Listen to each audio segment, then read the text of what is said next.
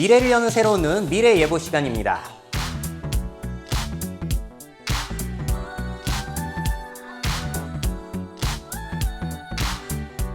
네, 이번 시간에 준비한 주제는요, 코로나19 사태에 투입된 미래 기술 활약들을 모아봤어요. 자, 소위 4차 산업혁명이라고도 불렸던 그런 첨단 기술들이 이러한 위기 상황에서는 과연 쓸모가 있었는지 함께 확인해 보시죠. 자, 먼저 3D 프린터부터 가보도록 할게요. 과연 이러한 상황에서 이게 어떠한 쓸모가 있었을까요? 물론 마스크가 부족하니까 직접 뽑아서 쓰고 다니자라는 시도도 있었어요. 하지만 여러분들 이거 쓰고 싶으세요? 그렇지는 않으시죠. 실용성에 문제가 있는데 여러분들이 주목해 보실 만한 부분은 바로 요거예요. 자, 이탈리아 같은 경우에는 이번에 사태가 너무 심각해가지고 환자들이 넘쳐나고 그래서 인공호흡기가 부족하고 그리고 거기에 쓰이는 그 밸브 자체가 부족했다고 해요. 그래서 그거를 3D 프린터로 출력을 한 겁니다. 자, 좀 더 자세히 알아보자면은 저걸 시작한 회사는 이탈리아 3D 프린팅 스타트업 이신노바라는 곳이고요. 24시간 안에 100개 인공호흡기 밸브를 출력할 수 있었다고 해요. 제작 비용은 1유로 미만이니까 상당히 저렴하죠.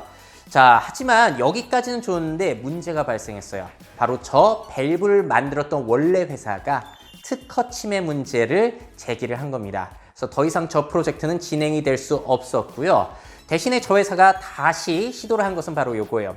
가지고 있는 스노클링 장비를 개조해가지고 거기 위에다가 그 3D 프린터로 부품을 출력해서 인공호흡기처럼 만든 겁니다. 자, 이 프로젝트도 좀 자세히 보시면은 한 개 출력하는 시간은 6에서 7시간 걸렸다고 하니까 꽤 오래 걸리죠. 그래서 많이 출력이 안 돼요. 매주 25개 정도를 생산할 수 있다고 하는데 3D 프린터링 업체들과 많이 협력을 하면 할수록 더 생산을 할 수는 있겠죠. 자, 특허 침해 문제 겪었으니까 이번에는 아예 샬롯 밸브라는 이름으로 특허를 취득해버렸고요. 설계 파일을 무료로 배포하고 있습니다. 실제로 저게 사용하는 데 문제가 없었다고 해요. 그리고 또 좋은 점은 저희 이 사태가 끝나게 되면 다시 스노클링 마스크로 사용이 가능하다라고 주장을 하고 있습니다. 과연 다시 쓸 수 있을지 모르겠어요. 자, 그래서 3D 프린터라는 것이 우리의 일상생활에서는 아직까지 쓸모가 없지만 만약에 공장이 제 역할을 하지 못할 때 필요한 물건을 생산할 수가 없을 때는 꽤 유용할 수도 있겠구나라는 가능성을 보여줬다라는 부분에서는 상당히 의미가 있는 것 같습니다. 자, 다음으로 넘어가 볼게요. 자, 스마트 글래스 사례를 한번 보도록 하겠습니다. 자, 저렇게 생겼고요. 스마트 글래스 옆에 열 화상 카메라를 붙인 거예요. 로키드라는 회사의 제품이고요. 그래서 사람의 체온을 측정해가지고 바로 볼 수 있는 거죠. 일정 기준 이상으로 올라가게 되면은 이제 그 사람을 찾아낼 수 있는 이러한 편리한 기계입니다. 자, 그래서 저 스마트 글래스가 실제로 중국 항저우시 공항과 교통당국에 제공이 되었다고 해요. 그래서 1m 이내 거리에서 사람의 체온을 측정할 수 있고요. 2분 내에 수백 명의 사람을 체온을 측정할 수 있다고 합니다. 그리고 안경 자체의 무게는 일단 100g으로 가벼워가지고 저걸 쓰시게 되면은 일일이 이렇게 체온 측정 안 해도 되고 바로바로 볼 수 있으니까 편리하기는 하겠죠. 자, 하지만 실제로 효과가 있더라라는 부분은 사실 의심을 해봐야 될 것 같아요. 배급은 됐지만 정말로 쓸모가 있는지는 지켜봐야 될 것 같아요. 자, 다음에 또 웨어러블 볼 건데요. 자, 우리 스마트 반지, 웨어러블 반지 중에 유명한 반지가 저 오라링이라는 제품이에요. 근데 저 제품이 이런 전염병 확산을 조기에 찾아내는 데에 그 연구에 활용이 지금 되고 있다고 합니다. 자, 미국의 샌프란시스코 캘리포니아 대학에서 연구가 시작이 되었다고 하는데요. 왜 저 반지를 사용하기 시작했냐? 자, 특징이 있기 때문이에요. 일단 저 반지 조그만 거에서 이제 체온과 심박수, 활동량, 수면 패턴 뭐 여러 가지를 측정할 수 있다고 합니다. 저 조그만 게요. 자, 그리고 또 장점이 뭐냐면은 손가락 같은 경우는 피부가 얇기 때문에 혈관과 저 반지가 좀 가까이 붙어 있을 수가 있어서 오히려 손목 밴드보다 그 측정이 정확하다라고 주장을 하고 있어요, 제조사는. 자, 그리고 또 한 번 충전으로 일주일이나 사용이 가능하다고 합니다. 실제로 사용을 안 해봐서 좀 의심이 되긴 하는데, 그리고 무선 충전이 가능하다고 하네요. 자, 그리고 요 반지를 왜 전염병에 그럼 또 사용을 하느냐?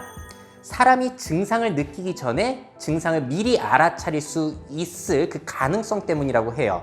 자, 그러니까 저 반지를 차고 우리가 잠을 들게 되면은 자는 동안에도 우리 체온이 변화할 수가 있잖아요. 그럼 깼을 때 몸이 개운할 수도 있어요. 근데 앱을 보니까 체온의 변화가 심상치 않네? 이러면 전염병을 미리 찾아낼 수도 있다는 겁니다. 자, 실제로 시넷의 보도를 보게 되면은 핀란드의 한 남성이 밤사이 자신의 체온이 변한 것을 보고 미리 병원으로 찾아가가지고 검사를 했더니 양성 반응이 나왔다는 거예요. 그래서 가족들과의 접촉을 최소한으로 줄일 수 있었다라는 뭐 이런 보도도 있었습니다. 자, 그런데 저 의료진도 이야기를 하지만 아직까지는 연구가 시작 단계이기 때문에 정말로 실용적일지는 지켜봐야 된다는 거예요. 자, 이렇게만 보면은 뭐 웨어러블 자체가 미래에는 필수적인 제품이 될 수 있을 것도 같은데 문제가 있죠. 문제는 지속적인 사용량이 정말로 떨어진다는 겁니다. 자, 여러분이 가지고 계신 피트니스 밴드 얼마나 많이 그리고 오랫동안 착용하고 계시나요? 저는 안 차거든요. 자, 저 락헬스라는 곳에 설문을 보시게 되면은 직원들을 대상으로 했을 때 웨어러블을 얼마나 지속적으로 착용하느냐, 뭐 6개월도 되기 전에 50% 이하로 뚝 떨어졌다는 거예요, 사용률이. 그리고 다른 조사 기간을 참고해 보면은 약 18개월 이내에 50% 이하로 떨어지더라. 그러니까 지속적인 사용이 쉽지 않다는 거죠.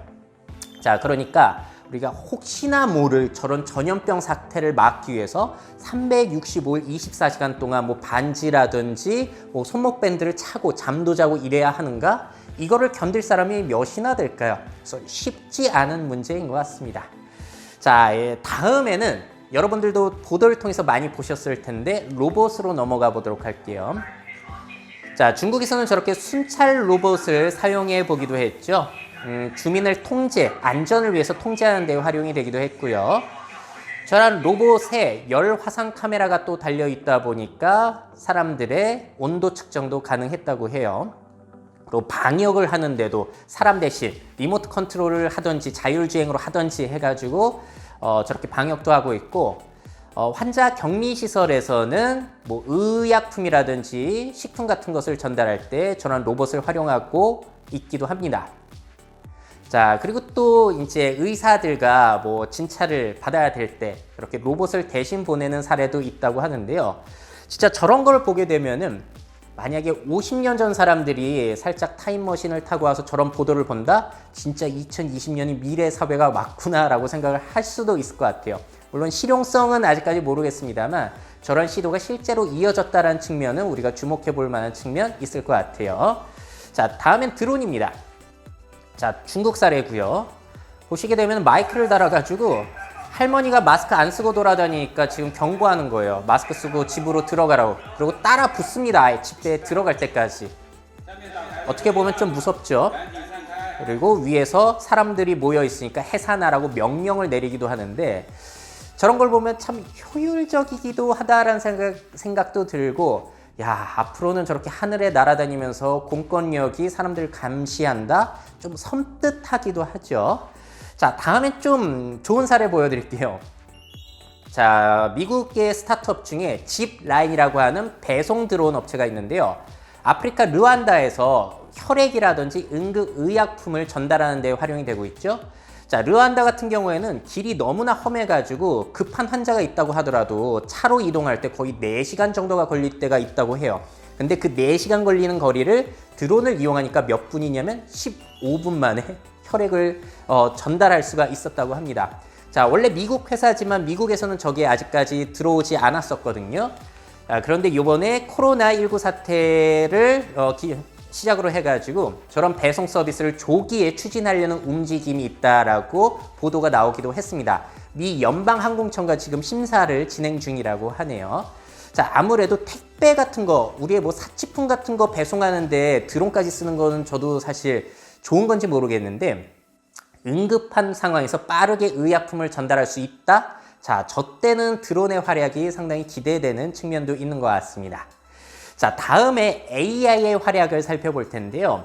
이번 코로나 사태에서 굉장히 주목을 받았던 회사, 바로 블루닷이라는 기업입니다. 자, 왜 주목을 받았냐면은 저 회사가 작년 12월 31일에 우한의 폐렴이 세계적으로 확산 가능성이 있다라고 최초로 예측을 했다고 알려졌기 때문이에요. 자, 참고로 미 질병통제예방센터가 1월 6일에 발표했고요. WHO가 1월 9일에 발표했으니까 거의 열흘 정도가 빨랐던 거예요. 자, 근데 재미난 사실은 저 회사가 인공지능을 이용해가지고 예측을 하는데 전체 직원 수가 약 40명 정도밖에 되지 않는다는 겁니다. 자, 이런 회사가 WHO보다 빠르더라. 자, 그렇다면 그 비결이 무엇이었을까요? 몇 가지가 공개가 되어 있습니다. 자, 먼저 AI를 이용해서 뉴스 기사, 정부 문서 등 하루에 10만 건 이상의 문서를 세계적으로 검토를 하고 있다고 해요. 자, 그리고 이것뿐만이 아니라 그 지역의 동물, 곤충 분포 현황, 그리고 지역의 기후 같은 자료들까지 수집을 하고 있고요. 또 질병이 퍼져나갈 때 지금은 항공편으로 이동이 되잖아요. 그래서 항공 이동 경로 정보 수집을 통해서 질병이 어떻게 확산이 될지도 파악을 하고 있다고 합니다. 자, 그리고 이 회사에서는 임상의학 전문가, 전염병 전문가, 그리고 엔지니어 여러 팀들이 협력을 하고 있다고 해요. 자, 그러니까 엔지니어만 있어서는 질병을 미리 예측하기 쉽지 않은데 저 회사 자체에 의학 전문가들이 있다 보니까 최종적인 판단을 자료들을 토대로 해가지고 내릴 수가 있다는 거죠. 자, 또 재미난 사실은 SNS 자료는 신뢰도가 떨어지기 때문에 잘 사용하지 않는다고 합니다.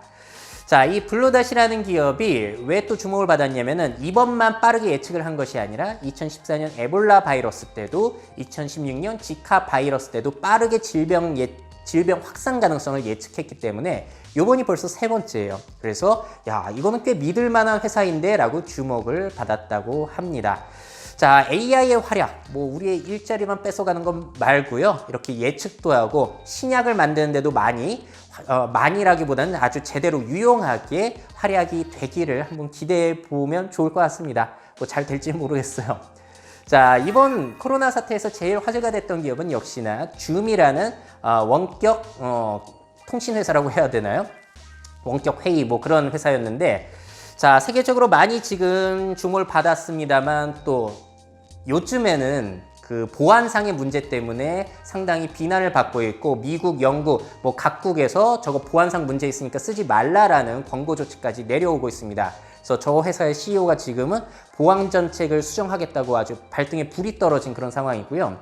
자, 무엇보다 이번 사태에서 우리가 많이 느꼈던 것은 원격 생활이 생각보다 가능하네 라고 느꼈던 사람들이 많다는 거예요. 그래서 KT에서 결혼식을 원격으로 저렇게 진행하기도 했고요. 장례식 자체를 원격으로 진행한 곳도 있었고, 또 저렇게 줌을 이용해서 각기 따로 떨어져 있지만 함께 노는 이런 시도들도 있었고, 넷플릭스 파티라고 해가지고 친구들이랑 모여서 넷플릭스를 함께 보는 이런 것들도 주목을 받았습니다. 또 재택근무 같은 경우에는 위메프의 조사에 따르면요, 재택근무 만족 여부가 89%, 그러니까 거의 10명 중에 9명이 만족을 했다라는 조사가 나올 정도니까요. 야, 이거 원격 생활이라는 거 이번 코로나19 사태를 시작으로 해가지고 앞으로 과연 확산이 될 수 있을까 지켜볼 만한 영역인 것 같아요. 자, 그렇다면 또 우리가 앞으로 주목해 볼 만한 원격 분야는 무엇이 있을까요? 자, 한국에서는 안 되지만 미국에서는 저 텔라닥이라는 회사가 상당히 성장을 잘 하고 있죠. 스마트폰 앱이라든지 전화통화, 원격 화상통화를 통해서 진단을 받을 수 있는 거고요. 24시간 언제든지 진료를 받을 수 있다고 합니다. 자, 저 회사에 대해서 좀 자세하게 설명을 드리자면은 미국 시장 점유율이 무려 70%예요. 그리고 3,100명 이상의 의료 전문가가 등록이 되어 있고 가입 고객이 2,280만 명, 그리고 진료 횟수가 2018년 250만 건이었다고 합니다. 2016년 기준으로 봤을 때 굉장히 많이 늘어났다고 볼 수 있겠고요. 뭐 진료를 기다리는데 거의 한 10분 이내로 그 시간이 짧다고 해요. 그래서 상당히 미국에선 잘 되고 있는데 한국에선 불법입니다. 그런데 우리나라와는 상황 차이가 있는 것이 미국은 뭐 병원도 많이 떨어져 있고요. 그리고 의료 비용도 비싸고, 그런데 우리나라 같은 경우는 접근성도 좋고 의료 비용도 낮다 보니까 도입이 쉽지 않다는 부분이 있다고 해요. 자, 하지만 앞으로 도서상관 지역이라든지 그런 쪽에서는 필요한 서비스라고 또 볼 수도 있겠죠. 자, 그리고 원격 생활을 이야기했을 때 이 VR 이야기를 빼놓을 수가 없는데, 자, 저런 보도가 많더라고요. VR, 이 기회로 탄력을 받을 수 있을까? 성장할 수 있을까? 사실 이렇게 집 밖에 나가지 못했을 때 VR을 끼면 마치 세계를 여행하는 듯한 기분을 느낄 수도 있고, 마치 영화관에 간 것처럼 넷플릭스나 각종 컨텐츠를 볼 수도 있고요. 또 몸을 움직일 때 비트 세이버라든지 여러 가지 게임을 하면서 다른 곳에서 내가 활동하는 듯한 느낌을 받을 수도 있고, 또 친구들이랑 VR 챗이라든지 그런 걸 이용해서 가상 공간 안에서 함께 놀 수도 있는 거잖아요. 자, 이런 거를 보면 참 가능성은 높은데. 자, 그리고 또 주목할 만한 분야는 AR 회의 서비스 스페이셜이라는 곳이 있죠. 저렇게 AR 글래스를 착용하게 되면은 그 사람의 아바타가 나타나서 마치 나의 공간에 함께 있는 듯한, 그래서 원격으로 회의를 할 수 있는 여러 가지 툴들도 개발하고 있는 회사가 저 스페이셜이거든요. 자, 그래서 앞으로 과연 미래에는 저런 것이 일상화될 수 있을지 한번 기대를 해볼 수도 있겠습니다. 자, 그런데 문제는 노트북이라든지 스마트폰 같은 경우에는 우리 생활에 아예 필수품으로 자리를 잡았단 말이에요. 일을 할 때나 뭐 이야기를 할 때는 저게 생활 필수품이다 보니까 다 인프라 기반이 갖춰져 있는 상태에서 뭐 줌이나 그런 걸로 화상 회의를 할 수 있었던 건데, 저런 VR 기기라든지 스마트 글래스 같은 경우에는 과연 생활 필수품이 될 수 있을까? 왜냐면 저런 것이 집집마다 많이 보급이 되어 있어야지 소셜 VR을 하건 아바타를 이용해서 원격 회의를 하던 할 텐데 사람들이 사지를 않는다는 거예요. 자, 과연 생활 필수품이 될 수 있을까? 이 부분이 상당히 의문인 거죠. 그래서 이번 사태에서도 뭐 코로나19 때문에 VR 판매량이 늘었다, 뭐 이런 기사는 제가 찾아보지를 못했어요. 자, 그리고 또 한번 생각해 봐야 되는 것은 요번에 대박을 터뜨린 게임이 저 닌텐도의 모여봐요 동물의 숲 게임이었잖아요. 가상의 캐릭터로 그 안에서 이제 게임기를 이용해가지고 친구네 놀러 가기도 하고 이야기도 하고 이런 게임이 상당히 인기를 끌었는데, 자, 생각을 해보세요. 가상 세계의 생활은 좋아요. 근데 VR이나 뭐 AR 스마트 글래스 같은 경우에는 직접 몸을 움직이면서 나의 집안에서 직접 몸을 실제로 움직이고 돌아다니면서 저렇게 가상 생활을 해야 되거든요. 그랬을 때 사람들이 과연 그걸 잘 이용할지, 이것이 의문이라는 거죠. 자, 예를 들어서 마이너리티 리포트에 톰 크루즈가 저렇게 막 인터페이스를 손가락을 이용해서 막 화면 싹싹 보고 이런 거 나오면 사람들이 옛날에 야, 저거 미래에 나오면 대박이겠다, 나 저렇게 컴퓨터 제어하고 싶어 라고 생각을 했지만 막상 이런 것을 써보고 키보드와 비교를 해보게 되면은 불편해서 못 쓴다는 거예요. 키보드는 제자리에서 이렇게 손가락만 움직이면 되잖아요, 마우스도. 자, 근데 톰 크루즈의 저 방식은 너무 나의 움직임을 요구한다는 거예요. 제가 늘 말씀드리지만 우리가 집안에서 생활하는 방식을 생각해 보면은 거의 소파나 침대에 널브러져 있습니다. 그렇기 때문에 저 VR이라는 기기 자체가 가능성은 참 많은데 과연 확산이 될지는 진짜로 모르겠다는 거예요. 자, 여러분의 생각은 어떠신지 또 댓글 남겨주시고요. 또 이번엔 멀리 가볼게요. 자, 이렇게 밖에 나갈 수 없는 환경, 그리고 미래에는 뭐 미세먼지라든지 환경 오염 때문에 밖에 나가기 꺼려하는 사람들이 늘어날 수도 있잖아요. 그랬을 때 영화 서로게이트처럼 아바타 로봇이 나를 대신해서 바깥에서 활동하게 하는 것도 우리가 상상을 해볼 수가 있겠죠. 자, 그와 관련된 로봇을 만드는 오리랩스라는 곳이 있습니다. 저 로봇은 오리히메라는 로봇이고요. 장애인이나 밖에 나가지 못하는 사람이 아바타 로봇을 제어해서 지금 카페 알바를 하고 있는 거고요. 전신마비 환자가 아바타 로봇을 이용해서 바깥 세상을 지금 또 보고 있는 겁니다. 제어는 눈 움직임으로 하고 있는 거고요. 또 재택근무를 할 때도 나 대신에 로봇을 딱 갖다 두는 거예요. 그러면 저 로봇이 대신 출근을 해 있는 거죠. 아이도 돌보면서 이제 몸 움직임까지 제어를 하면서 원격 생활을 할 수 있는 뭐 이러한 것들도 곳곳에서 일단 개발이 되고 있습니다. 과연 5G 통신이라는 그런 초고속 통신을 이용하게 된다면 이러한 것들도 실현이 될 수 있을지 한번 기대해 보시면 좋을 것 같네요. 자, 이렇게까지 해가지고 이번 코로나 사태에서 투입이 되었던 미래 기술들, 활약상들을 모아봤고요. 자, 사실 2020년 하면은 우주의 원더키디 그 배경이 됐던 해였잖아요. 그래서 올해 초에 제가 2020년 실제 미래와 비교를 해보고 실제 2020년 미래 사회는 얼만큼 와 있는지 저런 콘텐츠도 올렸었는데요. 자, 오늘 4차 산업혁명이라고 불리는 그 첨단 도구들이 은근히 활약하는 것을 보게 되면은 야, 우리 2020년 상당히 미래스럽기는 하구나라는 생각이 저는 참 들더라고요. 자, 그렇다면 과연 이러한 기술들 앞으로는 얼마나 발전할 수 있을지 또 기대를 해보면서 오늘의 이야기는 마무리 짓도록 하겠습니다. 자, 여러분들 최고의 미래를 상상하시고요. 그 미래를 직접 만들어 가시기를 응원드리겠습니다. Make your futures. 미래 채널 MyF.